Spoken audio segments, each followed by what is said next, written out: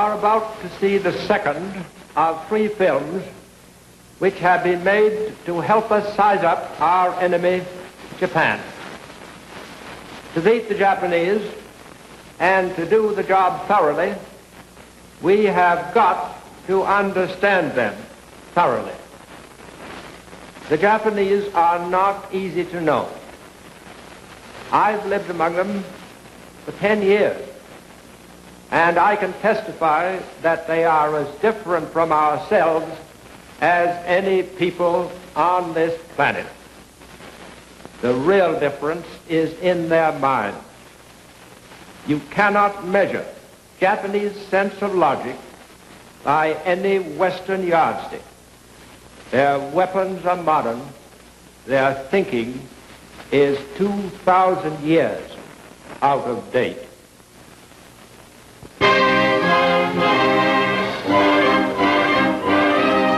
To the 70 million people of Japan, Hirohito, their emperor, is a god, through direct descent from the great sun goddess Amaterasu. They believe that he personally owns Japan, its land, its resources, and even themselves. And they believe that it is the right and destiny of Japan's emperors to rule the whole world. To bring about the fulfillment of this destiny and to destroy all nations and peoples which stand in the way of its fulfillment is the sacred duty of Japan's army and navy. The army of Japan is a well-trained, sternly disciplined force of fanatics steeled to reckless courage by a primitive moral code which assures to every man who dies in battle an immortal life among the Shinto gods. Behind the fighting forces stand all the wealth, power, and resources of a people whose national dream is to see Tokyo established as the capital of the world. From Tokyo, the Japanese have for over 11 years been carrying on one long, uninterrupted war. Again and again, Western economists have predicted that Japan's economy must soon collapse. But Japan is stronger today than ever before in its history. An adaptable people, the Japanese have made good use of the inventions and conveniences of the Western world, which might fit in with the plan for world conquest, which is their national obsession. Non-essential industries in Japan have been all but wiped out, for the empire has recognized but one need, the need for the materials of war.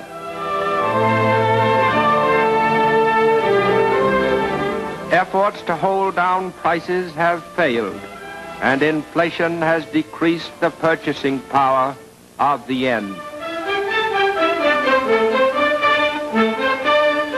Japan's gold supply is carefully hoarded, no longer forms a basis for her money, but Tokyo's bankers see their turn coming later, when Japan begins exploiting the lands it has conquered. Most eagerly sought securities on the Tokyo Stock Exchange are the shares of government-controlled corporations set up to develop the gold and iron and timber of the Philippines, the abundant rubber and tin of Malaya, the oil and quinine of the Dutch East Indies, all the raw materials needed to make Japan self-sufficient in a war which many of its leaders believe may last a century. Never an inventive or creative people, the Japanese have always depended on the scientific and industrial knowledge of the Western world. And now that they are at war with Britain and the United States, they find their chief source from which to borrow fast-changing production techniques in Nazi Germany.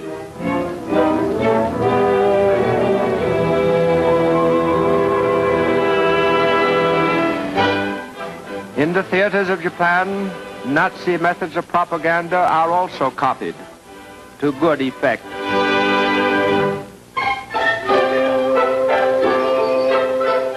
The Nazi concept of total war is highly satisfying to the Japanese mind, for throughout its modern history, Japan has been a totalitarian state preparing for total war. Playing their closely supervised part in total war are Japan's metropolitan newspapers, which ape the great American dailies. Before a stick of type can be set, it must be approved by the Army, the Navy, the police, and the Foreign Office. No story or editorial, no picture or cartoon may be printed which opposes the concept of a Japanese-ruled world. Thus, to the Japanese reading public, the progress of their holy war is an unbroken succession of triumphs. Every disaster becomes a victory, and all news is good news. For every channel of public information is being used to impress upon Japan's people that the war is proceeding according to a divinely guided plan, and that the people's part is merely to double and redouble their sacrifices on behalf of the emperor and of their sons and fathers away at the front. Greatest single source of Japan's fighting men is its peasant population, long used to hard work and self-denial. Toiling from before dawn to long after sunset, the farm family accepts hard work and squalor with the unfeeling stoicism of a disciplined race.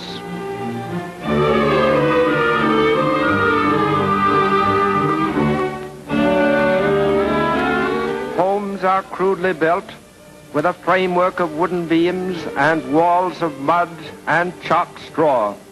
In these huts, Japan's peasants have for generations raised sons to fight for their emperor. There are few luxury crops in Japan today. Practically everything has been replaced by crops which give the greatest nourishment. All grain and rice belong to the state. The whole crop is bought by the government at a price just high enough to keep the peasant alive and working.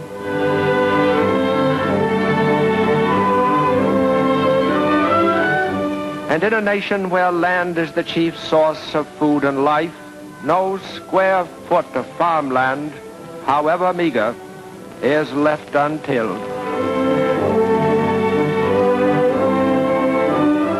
To protect its supply of hardwood, Japan has for years practiced reforestation on a national scale.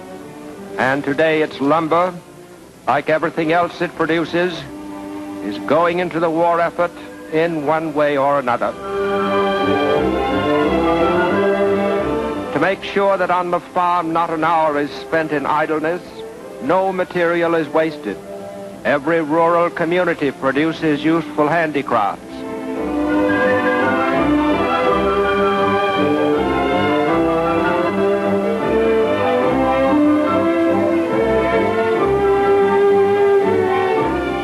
In the towns and villages, home industry is also the rule, and in these homes lies much of Japan's industrial strength. With each home a miniature factory, the nation's total production is almost beyond estimate. With the same fanatic zeal that inspires the soldiers, whom they so devotedly support, the Japanese people are today working for the destruction of the land they fear and hate most of all, the United States. A land which more than any other, the Japanese have cause to remember with gratitude and affection. For when in 1923 Japan was racked and broken by an earthquake, it was the United States which was first and most generous in giving aid. Into Tokyo and scores of other shattered and suffering cities poured millions of American dollars, shiploads of American supplies, to save lives, to heal the injured, and to help rebuild Japan. Today, Japan's restored cities are filled with mills and factories turning out materials of war. In these factories, there is no shortage of labor. Farms and villages comes an endless supply of girls eager to contribute to the war effort for a year or two before they marry and begin bearing sons for the Army and Navy. Willing to work 14 hours a day for little more than room and board, they find factory meals of boiled rice, fish, and tea better fare than they had at home. Since nearly a decade before Pearl Harbor, Japan's heavy industry has been mobilized on a war footing. Its materials, machine tools, and workmen integrated into a long-range program to build up and maintain the Japanese war machine. To make up for shortages of strategic materials, it accumulated great stockpiles of raw materials by importing them from China, India, the Netherlands East Indies, and from Western nations.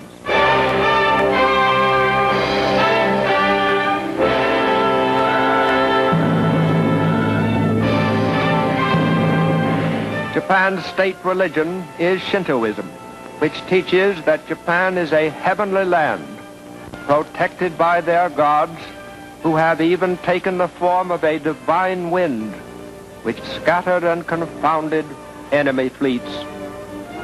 Shinto gods exist in rocks, trees, and rivers, and even the souls of men who have died for their emperor are worshipped as minor gods.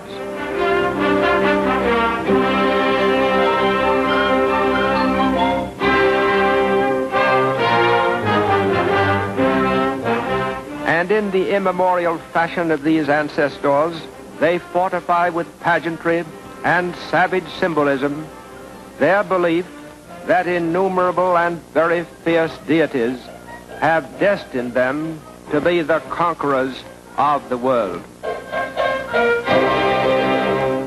Early in life, Japanese school children learn to feel the proper reverence for national heroes, for by implanting such devotion, the empire is assured of a youth imbued with fanatical courage and militarist ideals.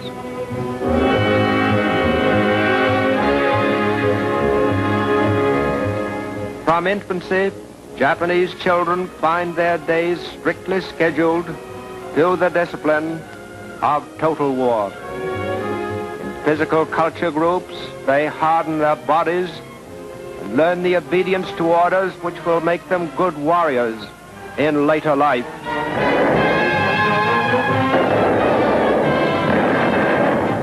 By wreaking pitiless destruction upon unarmed cities and their helpless people, and by slaughtering all those who stand in Japan's way, the young Japanese will win honor and grace in the sight of his gods. For they have decreed that it is Japan's destiny to achieve mastery over the whole world, to bring to all peoples the blessings of the samurai code.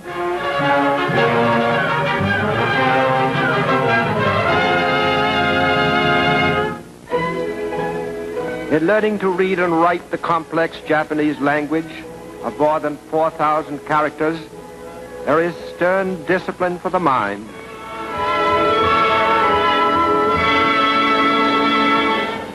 Never are they allowed to forget that the way of Japan is the way of the warrior, and that modern weapons of war are as glorious as the samurai swords with which their ancestors won honor and immortality.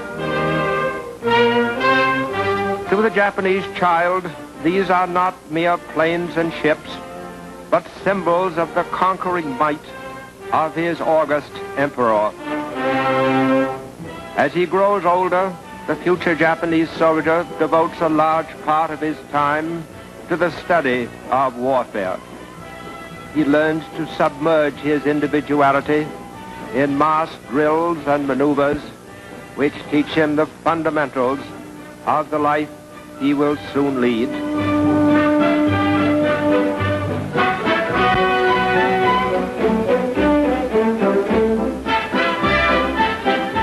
He is taught how to handle a rifle under a drill master who is both able and severe.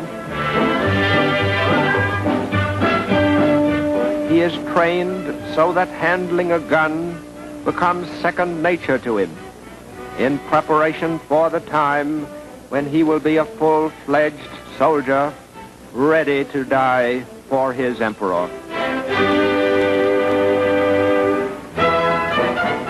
Anticipating worldwide extinction, Japan has for years maintained a school of military and colonial administration, where picked young Japanese learn the approved attitude and method of ruling conquered people in a conquered territory.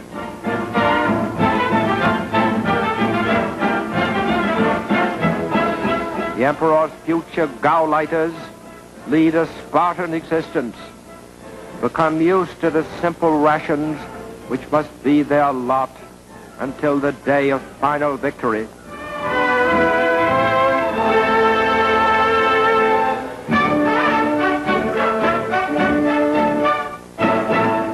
At 17, every Japanese becomes automatically eligible for military service.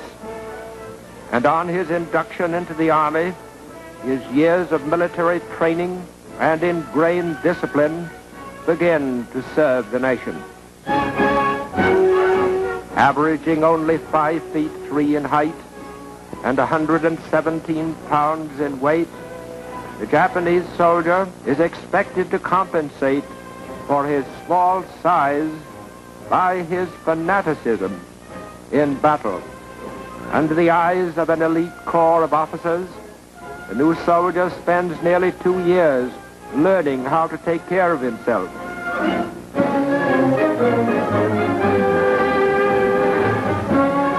And it is a matter of pride with each Japanese soldier that he conforms to the accepted pattern.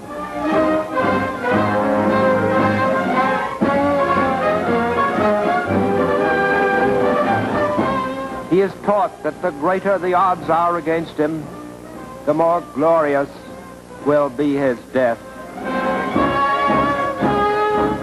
Building on this foundation of the will to conquer, the Japanese have made good use of the offensive spirit which inspires their people.